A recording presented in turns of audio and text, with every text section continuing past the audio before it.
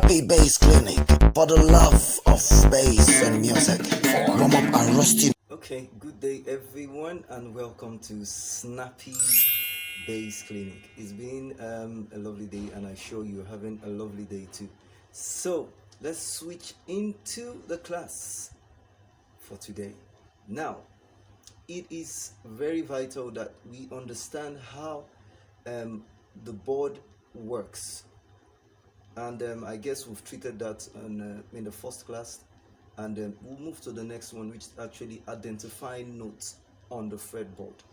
Now, from the last class, I told you that the neck is from here to this section. It's like when you use human being, the head remains the head, the neck is from here to the start. So the neck represents this on the board, from here to here, and it's actually what we call the fretboard. This is the headstock, like I said, so it still remains the headstock. So now we need to identify each note on this board. It is very key I know all of these notes, so that when you start playing, you, with the knowledge of the notes on the board, can actually express yourself much more better, and you can deliver without thinking, because already you know what to play. Now we'll start with the very first one. Now, if you actually look at the string and how it is placed on the neck or on the bass itself, let's put it that way, you notice that from here, which is actually the lowest note, and from here you have normally you think that you start to count from the top. No, the counting starts from here. This is actually the tiniest, and it's actually the high. That's where you get the high registers, that the high pitches. So this is actually string 1, the next is actually string 2, the next is actually string 3, and the fourth one is actually string 4. 4 bass strings, it stops here, but because we have a 5-string bass string, of course we need to extend it to the last one, and each of the strings, definitely they have their own name. Now let me go back again. This one is actually 1. The counting starts from here, the bottom. Yes, we call it bottom because it's starting from there, but it's actually from the top. So this is the top to the bottom. Now, from its look, you would say it is this should be the bottom, but because of the placement of strings, the counting starts here. So this is string 1, and this string is actually called string G. Now we name it G because out here,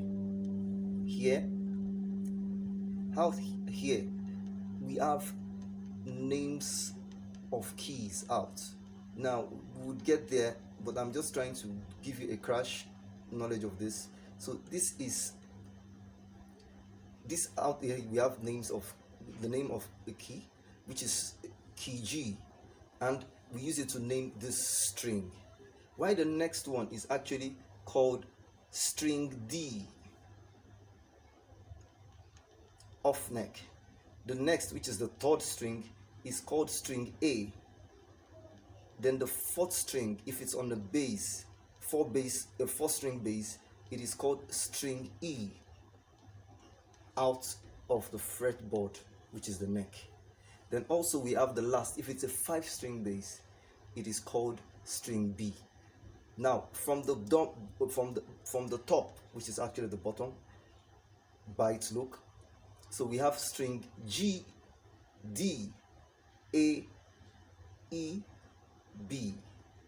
If you count from the top, you have B, E, A, D, G, which is actually the bottom again, from the bottom to the top. It can be confusing, but you just need to understand that. So that's just the idea. So with these notes, you can actually identify every other note on each of these boxes. Now, if I say each of these boxes, I mean just within this space to this space on string 5.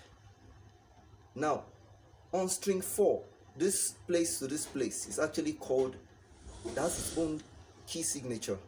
Yes, I think let's put it key signature. So this also have its own key signature. So it goes to string 2 and string 1. So all of these things are things you need to understand. So let's start with that. Since we know the names of all of this, now let's start from the lowest, which is the string B. Now alphabetically, like I told you at the previous class, if you notice I said music is used by the first 7 alphabets, and those 7 alphabets are what? A, B, C, D, E, F, G. Then you go back to A to make it an octave. So now if you get to this, which is the 5th string, and it's called string what? B, isn't it? The alphabetically we have what string, what note, sorry, the next note is what? C. So this is C. Now the next one is supposed to be called what? D. But no, it is not called D. We have reasons for that. That is where we begin to introduce you the part of the elements of music. Now we will skip this, we'll get back to that on the next class. But we have the next one, which is what? Yeah, you can say it. You know it alphabetically already. So we have B, C, we have D. So this is string D. Then of course you would skip, like I said. Then you have E. But now you would not skip, and you go to the next one, and which is F. Now if you notice from the beginning we have B. I was supposed to skip, but I did not skip. Reason being is because the law says that for all of these key signatures they have sharps and flats, except for keys like B and E that has flats but doesn't have sharp. So if you notice, when we got to B, we switched straight into C. We did not jump. I've actually given you the key notes. Of course we'll treat more on that. So the next one, because the law says that B and E doesn't have sharp but they have flat, so now we are jumping. We did not jump here, we have to stay on C. We skip this because of course it has sharp according to the law. So the next one is D. We skip this. The next one is what? E. Then we skip. You cannot skip E because of course E says, the law says E doesn't have sharp.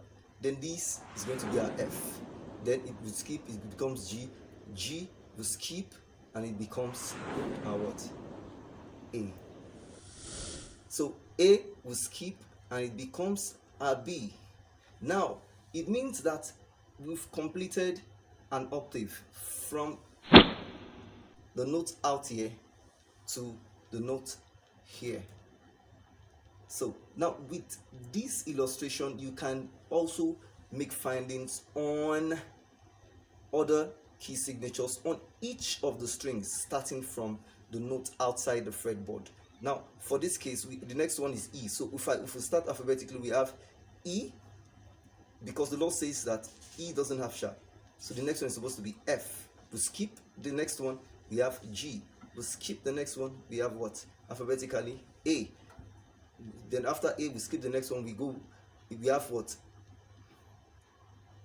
B. After B we have C. After C we skip, we have what? D. After D we skip, then we'll go back to what? E, which is the octave of this. So on and on and on and on. That's the easiest way to understand how